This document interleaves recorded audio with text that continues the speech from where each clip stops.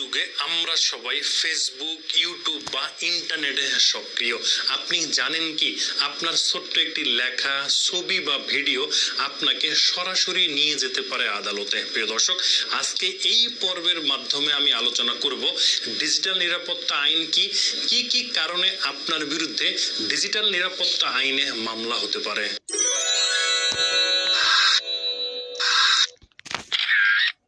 Digital নিরাপত্তা আইন 2018 সালে প্রণয়ন করা হয়েছে। এই আইনের মূল উদ্দেশ্য হলো সাইবার অপরাধ প্রতিরোধ করা, যেমন হ্যাকিং, ডাটা চুরি, মিথ্যা তথ্য প্রকাশ, মানহানিকর তথ্য প্রকাশ ইত্যাদি।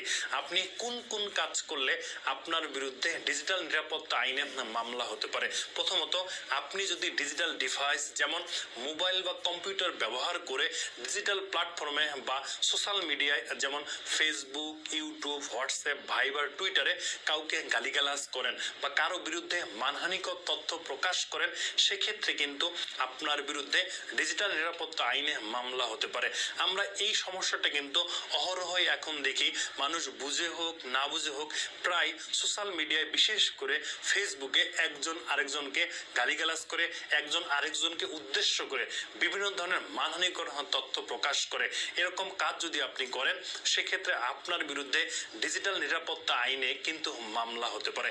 এরপর আপনি যদি ধর্ম, জাতি ও সম্প্রদায় সম্পর্কে বিদ্বেষমূলক কোনো তথ্য প্রকাশ করেন, সেক্ষেত্রেও কিন্তু আপনার বিরুদ্ধে ডিজিটাল নিরাপত্তা আইনে মামলা হতে পারে।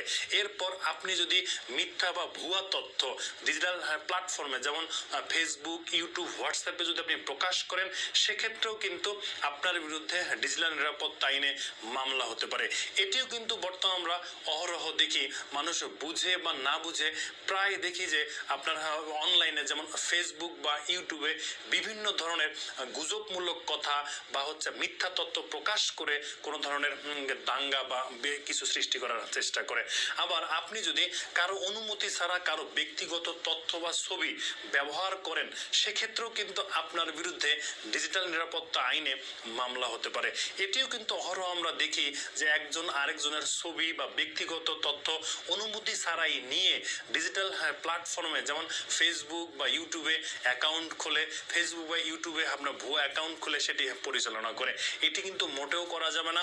এটি যদি আপনি করেন কারো অনুমতি ছাড়া, কারো ছবি বা কারো ব্যক্তিগত তথ্য যদি আপনি নিয়ে ডিজিটাল প্ল্যাটফর্মে বা সোশ্যাল মিডিয়ায় ফেসবুক, ইউটিউব, হোয়াটসঅ্যাপে যদি কোনো অ্যাকাউন্ট ক্রিয়েট করেন বা তথ্য প্রকাশ করেন, সেক্ষেত্রে কিন্তু আপনার বিরুদ্ধে ডিজিটাল নিরাপত্তা আইনে মামলা হয়ে যেতে পারে। যদি আপনি হ্যাকিং, অনলাইনে প্রতারণা বা অনলাইনে তথ্য চুরি করেন, সেক্ষেত্রেও কিন্তু আপনার বিরুদ্ধে ডিজিটাল নিরাপত্তা আইনে মামলা হতে পারে।